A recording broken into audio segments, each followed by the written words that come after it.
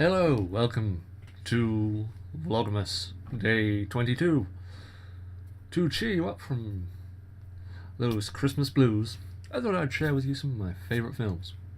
You know, so when you're snuggling round the radiator, you can watch these and think of better times, such as post-apocalyptic futures, medieval Japan, the 1940s. So, these are in no particular order. I've picked 5 films that right now are my favourites. There might be others, and I have many other films I love. These are just 5 films that I really love. Then there are 2 honourable mentions. If you feel I've missed something out of the list, let me know. Tell me your favourite films. I don't know. I don't care. Unlike Dan, I'm not splitting these into animated and live action films because, frankly, I don't have that kind of prejudice. I believe that they just need to be squished together. You know, a good animated film is the same as a good live action film. So, start at the top of my list here because, you know, I have to have a list. Now, this is an obvious one because it's on every best film list. Citizen Kane, Orson Welles, 1941. This is one of the greatest films ever made. Objectively so, in my opinion.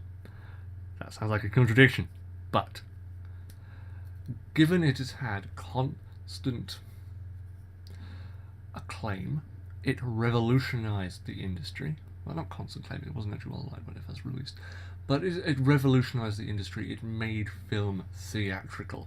It made cinema cinematic, if you will. That's the often quoted phrase you'll hear in film books, is Citizen Kane made film cinematic. It made cinema what it is today, because it was a real game changer. And at the end of the day, it is still a good story, well told, and that's what I love about it. I've seen the film dozens, if not 100 times or more. It's one of the films I've seen most in my life. And in fact, there's sort of only one film that's not on this list that I have maybe seen more. And that's just because I have to admit its flaws. But Citizen Kane is an excellent film that has a theatrical sensibility coming from the theatre, which is where Welles originated, but that works so well for this early period of cinema. Now, I like early cinema very much. Early American cinema is excellent in my opinion. It's really fun to watch. The early Universal movies, you know, noir films, all that stuff. There's something beautiful about it, but it's very raw. And what Welles does is he smooths that over and adds a shine to it. And makes this brilliantly told story. I won't do this with every film, but there's so many brilliant Welles stories that may be apocryphal, may be not, but there's so many of them that I love it. So, during the war, well, Orson Welles and his troupe were in London performing because he was the head of an Irish theatre troupe, and some of those actors went on to work in Citizen Kane. He was in his early 20s at the time. He was performing Hamlet, I believe. Or was it Macbeth? No, it was Hamlet. And he was playing the lead. So, being the cocksure bastard that he was, he changed some of the lines. And this is a wartime audience in London. Shakespeare, who's in the audience? Churchill, front and centre. But play goes well. Uproarious applause. Bows backstage into his dressing room. Knock at the door. Mr. Prime Minister, how can I help you? Churchill recites the lines missing that Welles had cut. Fast forward 2 decades, 3. Wells is in a tough spot. He can't get financing for his latest film. He's at a holiday resort in California. And he comes across Mr. Churchill sitting in the lobby of this hotel they're both staying at. And Wells is sort of talking to these gentlemen, trying to get them to finance his film. And as they pass, Churchill gives him a nod, just, yes, I remember you. They sort of nod, recognise one another, and carry on. Later that day, out at sea, they bump into each other again. I always imagine them in sort of those long sort of one-piece swimming costumes with the stripes and sort of rubber dinghies, and they just kind of meet each other, both with cigars. That's how I imagine it. Probably wasn't how it was. And Wells goes, Mr. Churchill, because of you acknowledging me, I got the money for my film. Thank you so much. Oh, if I'd known I could help, I would have done more. Next day, different group of investors. Churchill's in the same spot. Wells passes, just expecting a nod again. This time, Churchill gets up, takes off his hat, and bows deeply to the man. Sits back down, continues reading the paper, and that's the end of the story.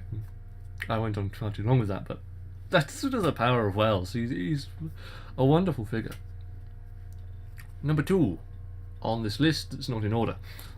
Escape from New York by John Carpenter, made in 1981. Oh, do I love this film so much. This is my feel-good movie, as silly as that sounds. It's my, are you bad enough to rescue the president's daughter?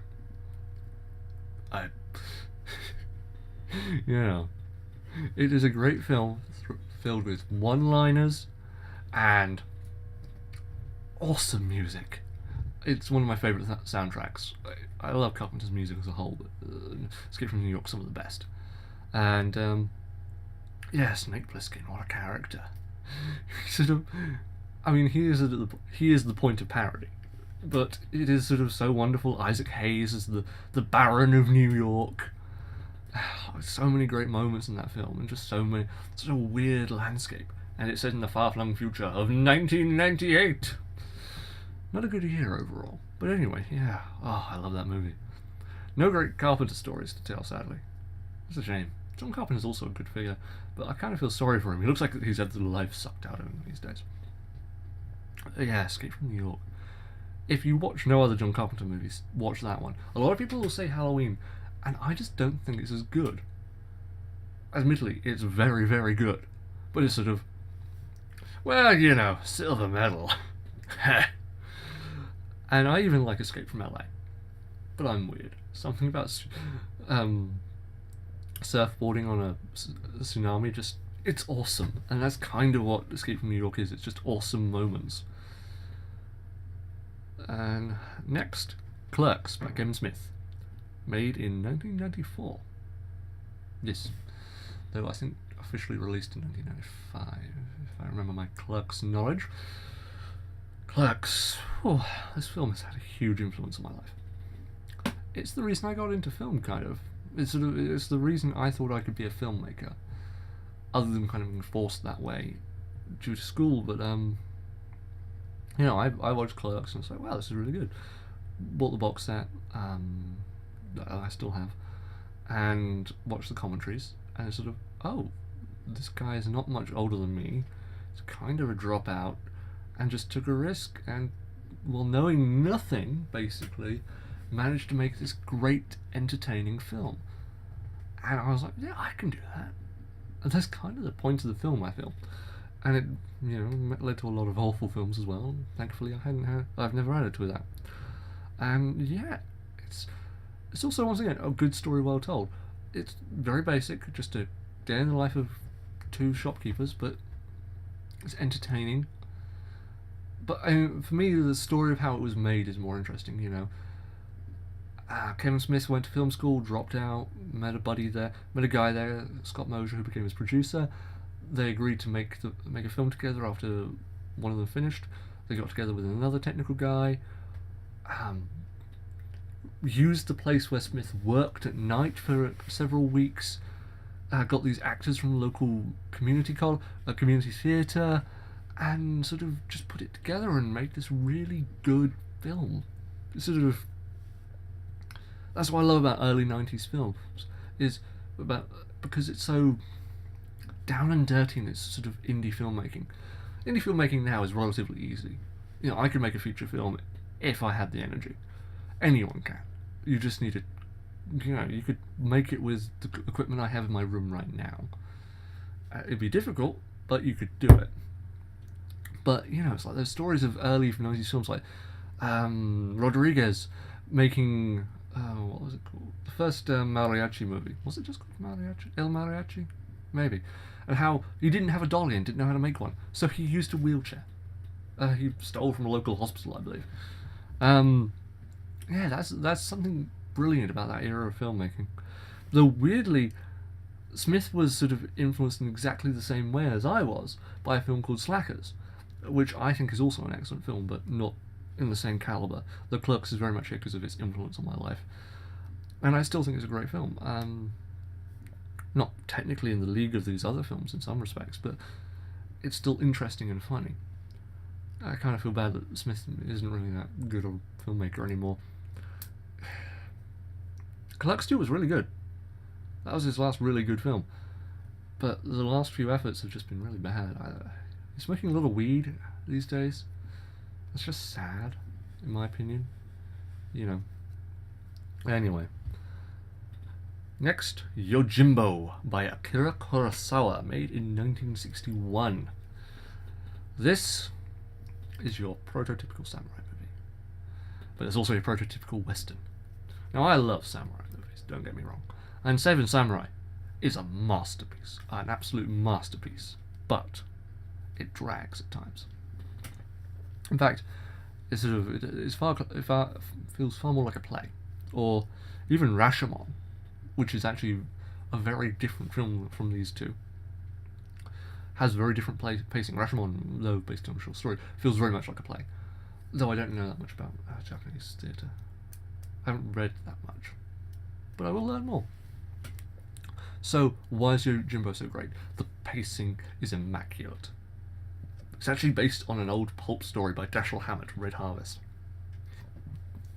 And you really feel that in the pacing, in the taut, tight dialogue of this Ronin who comes into town just on a whim and meets up with a local innkeeper, and they're just like, bad shit's going down here, man, don't mess. And then Yojimbo sets things right in his own kind of twisted way. There's this great scene where he's enticed these two gangs to fight each other, and both think he's fighting on their side.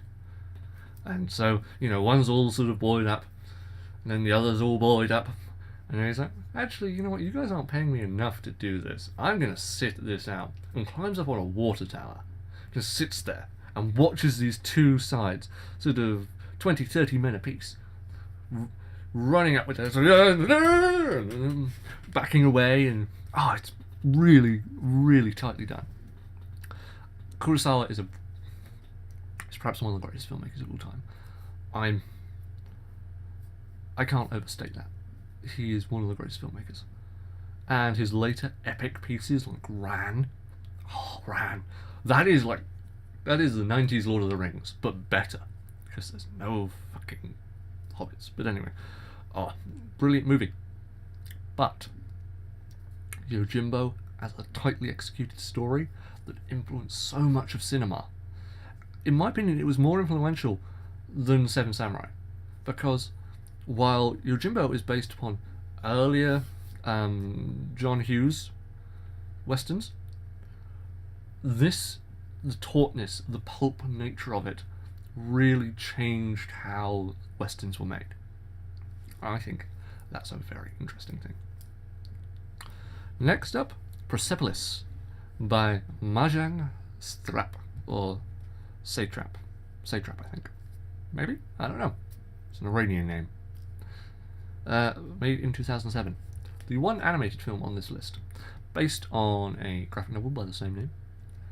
I'm going to say semi-autobiographical. I don't know the level of autobiographicalness. Probably quite a lot. It's a very powerful film about Marjan's life, growing up in Iran, going away to I think it's Brussels to school, somewhere where they speak both German and French, and the sort of clash of being in Europe, then returning to Iran, and it's a completely different world. It's a very powerful and interesting movie about this woman's very, not strange life, just very different from the Western perspective, if you will. That's why it's so interesting. Also, I really like the animation style. It stays very close to the style of the graphic novel, and as it should do, given that she directed it and wrote the graphic novel.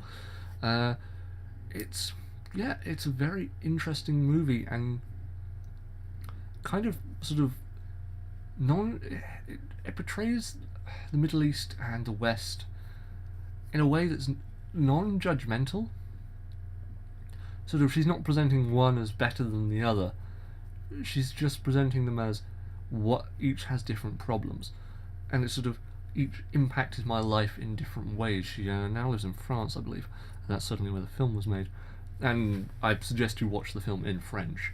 I'm a bit of a snob when it comes to that. I think you should always watch films in the languages they were made in. You can have subtitles on and such, but to get the flow of dialogue and the kind of poetry of the lines, you need to do that. A director who I love is not on this list, Luc Besson, is very much for this.